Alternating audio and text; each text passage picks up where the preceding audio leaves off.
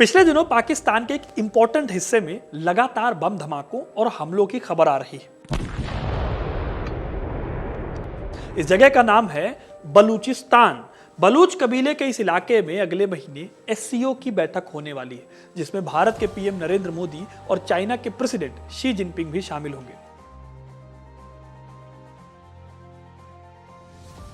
ऐसे में बलूचिस्तान में इस तरह के हमले परेशान करने वाले हैं। लेकिन क्या आपको पता है दोस्तों कि बलूचिस्तान पाकिस्तान का वो इलाका है जो आज़ादी के बाद से सबसे ज़्यादा अशांत रहा है, और इसकी वजह रही है पाकिस्तान के कायदे आज़म यानी मोहम्मद अली जिन्ना की धोखेबाजी। ऐसी धोखेबाजी जिसके चलते 227 दिनों तक आज़ाद रहने के बाद मजबूरी में बलूचिस्तान को पाकिस्तान में शामिल होना पड़ा था। क्या किया था जिन्ना ने, और क्या था भारत का वो रेडियो प्रसारण जिससे बलूचिस्तान पाकिस्तान का हिस्सा हो गया? जानेंगे आज ये पूरी कहानी इस वीडियो में, तो वीडियो को अंत तक जरूर देखिएगा, क्योंकि अपना इतिहास नहीं जानोगे तो खुद को कैसे पहचानोगे। अगर आप ध्यान से पाकिस्तान का नक्शा देखें तो आपको दिखेगा ये हिस्सा जो कि बलूचिस्तान है। 3,71,000 स्क्वायर किलोमीटर का यह हिस्सा पाकिस्तान के लगभग 40% हिस्से को कवर करता है। यहाँ पर आबादी कम है, लेकिन इसकी लोकेशन और यहाँ मिलने वाले नेचुरल रिसोर्सेज की वजह से पाकिस्तान के लिए एरिया बहुत इंपॉर्टेंट है। आज अगर आप बलूचिस्तान को पाकिस्तान के हिस्से से अलग कर देंगे तो पाकिस्तान म्यांमार से भी छोटा देश हो जाएगा। इसीलिए आज के टाइम पर पाकिस्तान के लिहाज से बलूचिस्तान बहुत इंपॉर्टेंट है। लेकिन उसी जगह पर बलूचिस्तान के लोग पाकिस्तान में कभी नहीं मिलना चाहते थे। अब ऐसा क्यों था? देखिए, साल 1947 तक बलूचिस्तान रियासत 4 हिस्सों में बटी हुई थी: कलात, खारन, लासबुला और मकरन।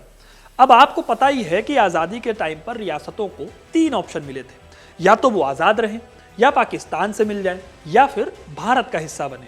इसमें कलात सबसे बड़ी रियासत थी और बाकी की तीनों रियासतें कलात की एक तरह से सामंत रियासतें थी, इनके अंदर आती थी। 1947 में यानी आज़ादी के टाइम पर खान मीर अहमद खान यहाँ के नवाब थे।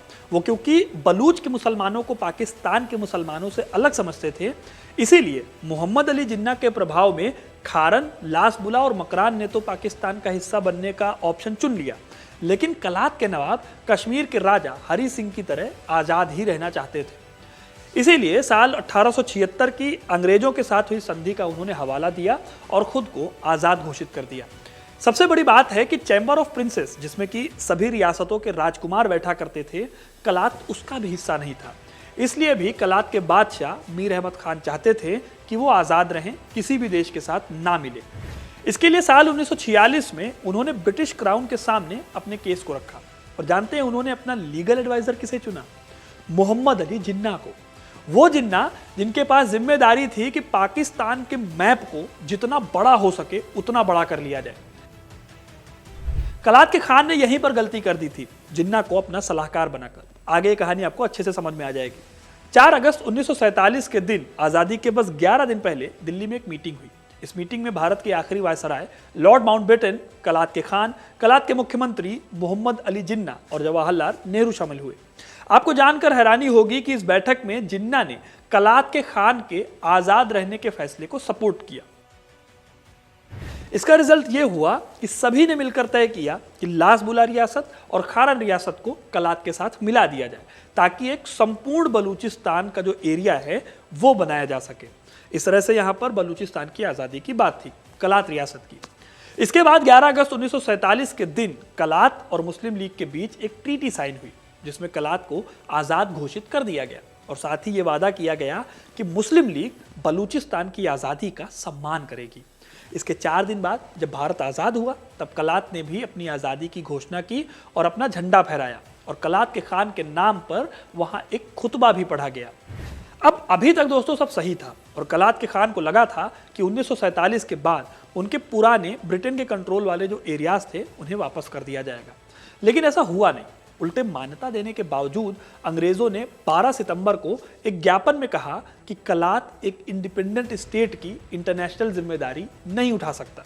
इस ज्ञापन में जिन्ना को वही मिला जो उन्हें चाहिए था, क्योंकि इसका इनडायरेक्ट मतलब यह था कि कलात को अपने अंतर्राष्ट्रीय रिश्ते संभालने के लिए भारत या फिर पाकिस्तान जैसे किसी देश की जरूरत होगी।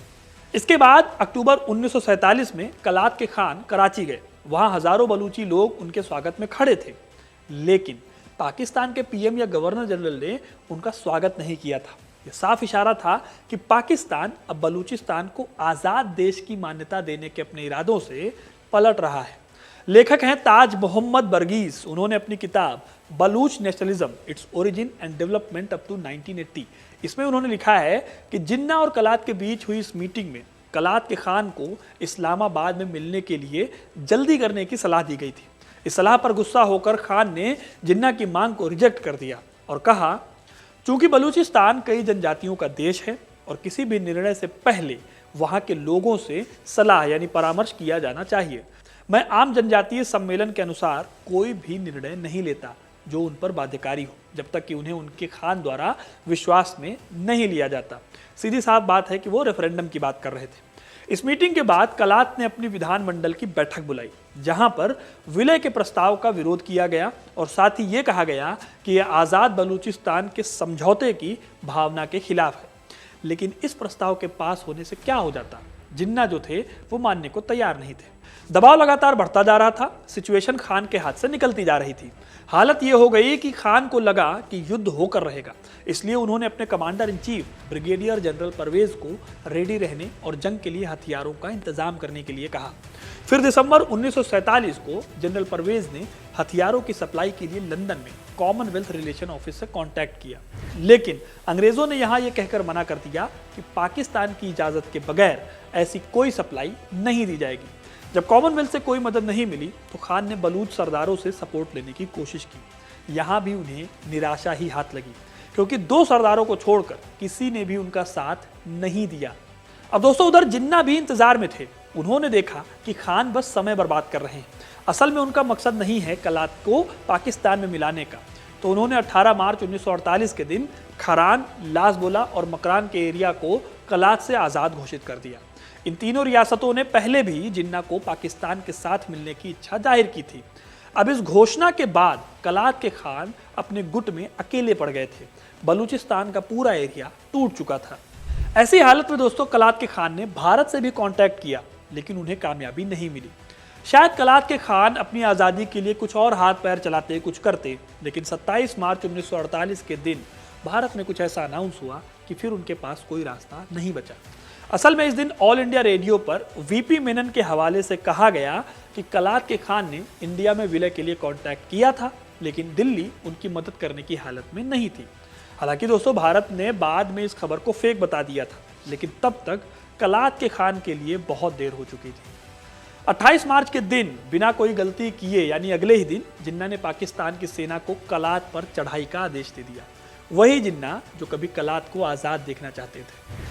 Commanding officer major general Akbar Khan की अगुवाई में 7 बलूच रेजिमेंट ने अगले ही दिन कलात पर धावा बोल दिया। कलात के खान को गिरफ्तार किया गया और उन्हें कराची ले जाया गया। यहाँ पर जबरदस्ती उनसे विलय पत्र पर दस्तखत करवा लिए गए। इस तरह कुल 227 दिनों की आज़ादी के बाद कलात पाकिस्तान का हिस्सा बन गया। अब दोस्तों, इस विलय को आज भी पाकिस्तान के बलूची लोग सही नहीं मानते, जिसकी वजह से यहाँ हिंसा होती रहती है। बलूचिस्तान की मांग आज भी पाकिस्तान में कम नहीं हुई है और पाकिस्तान ने भी बलूचिस्तान की मांगों को बुरी तरह दबाया था। इसकी एक बानगी ये है कि 1971 की जंग के वक्त टिक्का खान ने ऑपरेशन सर्च लाइट से जो तबाही बांग्लादेश में मचाई थी, ठीक वैसी ही तबाही उसी टिक्का खान ने बलूचिस्तान के लोगों को मिटाने के लिए वहाँ बलूचिस्तान में मचाई थी। तो दोस्तों, ये था इतिहास बलूचिस्तान का। आपको ये कहानी कैसी लगी कमेंट करके ज़रूर बताइएगा। वीडियो को लाइक और शेयर करना ना भूलें और ऐसी इंटरेस्टिंग कहानियों के लिए, इतिहास से जुड़े रहने के लिए हिस्ट्री कनेक्ट को सब्सक्राइब ज़रूर करें। धन्यवाद।